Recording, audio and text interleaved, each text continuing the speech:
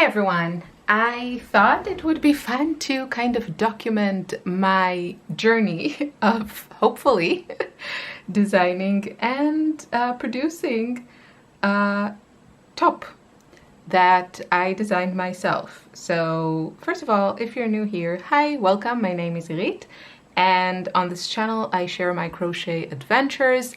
I started crocheting at the end of 2020 as kind of a stress relief, and I have been super addicted since, and I have the yarn to show for it. So I am very interested in combining different types of yarn to get different textures.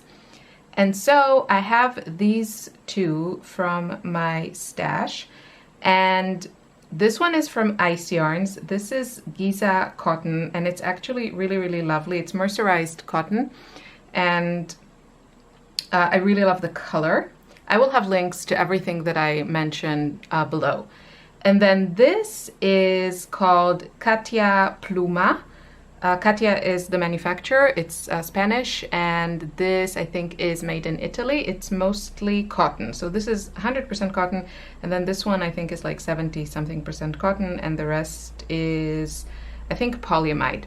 It's super soft, and my idea, what I would like to do, is to have the shoulder area, so kind of till the level of the armpits, with kind of an open stitch using this, and then the body with just like kind of a simple you know, block just to go around the body, although I probably think I will do it into just like two rectangles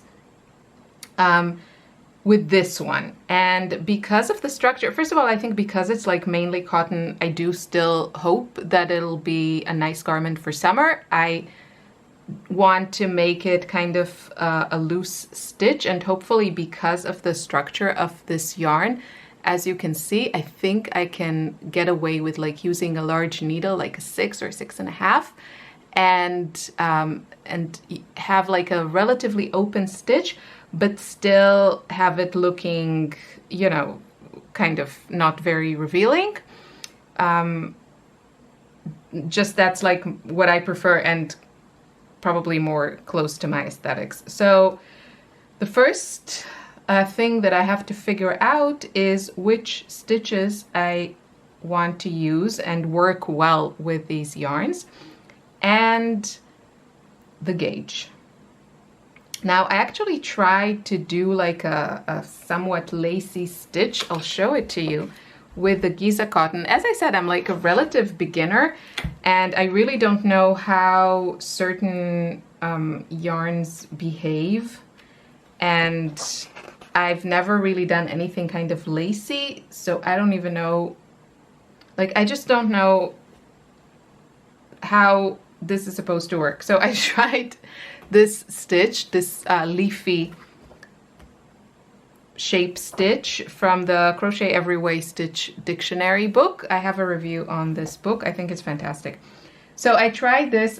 Sorry to say I don't even remember. I think I used the number 4, a 4mm hook, I want to say, and it didn't kind of lay flat. So certain areas were just like kind of bunched up. So I don't really know if, I guess I need to work looser.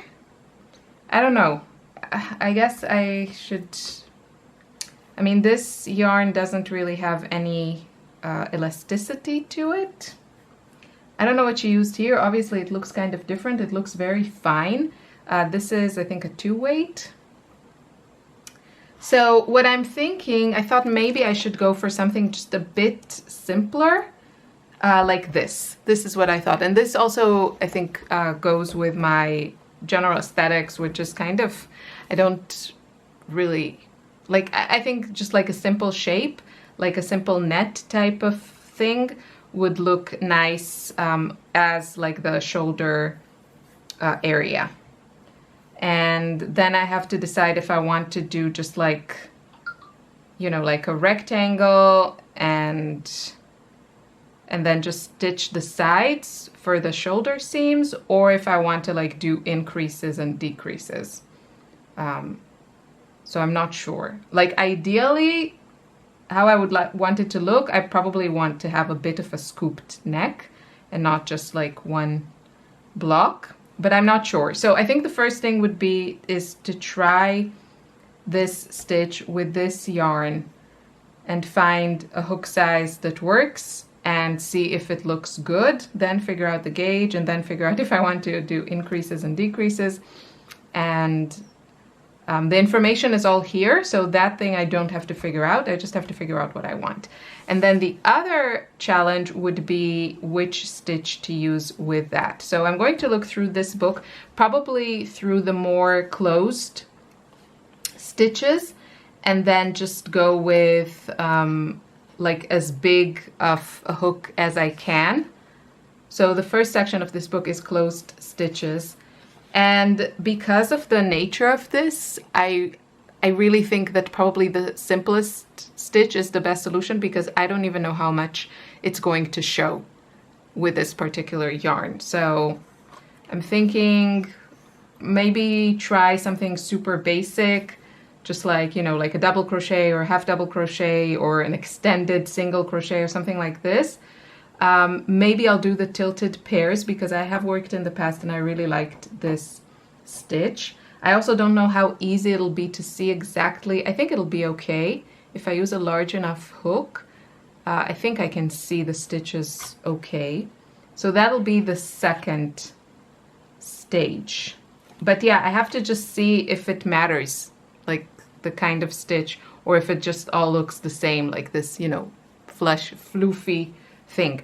Now another book that I have, that's how I keep the pages, is this one. So this is an old used book that I bought online. And what I really liked about it is that there are like so many different kinds of stitches. So you can see this is already has that more vintagey look. When did you come out? This is from 1988. And so it has Introduction to Knitting, Introduction to Crochet, and Introduction to Embroidery and Needlepoint, which I love. I think it's just like really fun to have all of this. So you have these diagrams. It smells already like an old book, which I have to say I'm not sure how I feel about it. But there are so many stitches here. So this is the knitting stitches. I do think will attempt to knit again at some point.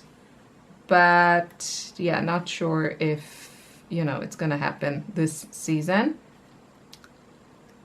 And here is the crochet part, which is more interesting. So Introduction to Crochet, there's some explanations, and then they have photos of all these stitches, which is really nice. It's nice to see them worked up like this. So you have like all the basics, right? Double crochet and Albanian double crochet. Interesting. Oh, this is a front loop. Interesting. Okay, so stitches, stitches, stitches. Lots and lots, and you can get a nice idea of how they look, which is always great. Fancy stitches, more fancy stitches, and it has like here at the top, it tells you which stitches are in that page. And yeah, I'm just looking actually to see if I see something that jumps at me that I think I would want to use this one to do that.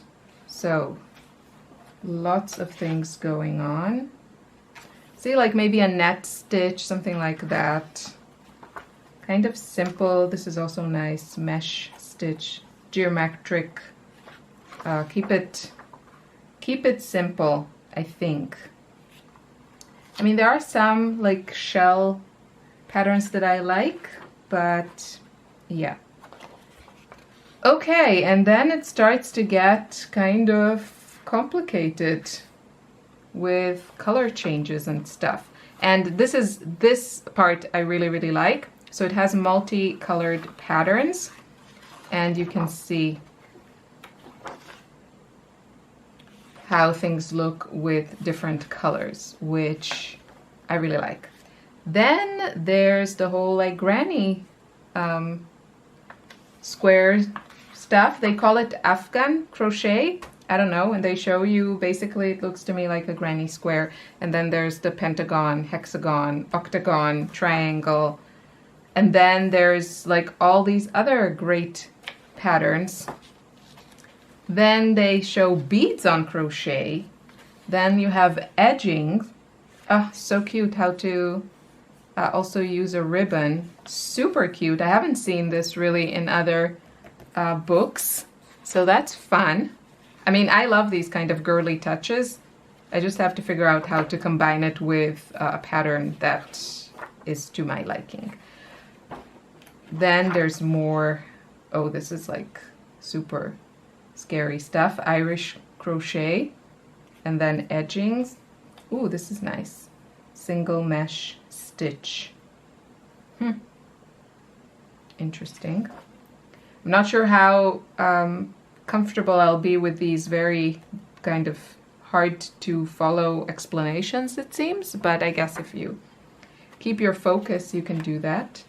Then we have Irish crochet motifs. I really think there's like a ton in this book. There's a lot here. And then there's Tunisian crochet, even that, with stitches. Wow, I'm impressed, I have to say. And then you have also Tunisian crochet with like different colors. And then you have the whole section of like embroidery and needlepoint. So much. Since this is a mostly crochet focused channel, I won't show you every page here, but just look at all this. Okay. What I'm thinking is, if you can get your hand on this book, grab it. I think it's just like just a fun book to have around, or, you know, gift it to the thread needlepoint hook lover in your family. Okay, so the scary thing is, like, should I... Okay, so this is part 1 of the series, which hopefully will end with an actual project. If you have any tips on combining these, on using Giza cotton with kind of like a mesh, I'm guessing that's what I'm gonna go with, like some sort of like string stitch, please let me know. And yeah, I guess it's just a lot of trial and error till you find that perfect combo. So thanks for watching. I'll see you soon in another video. Bye bye.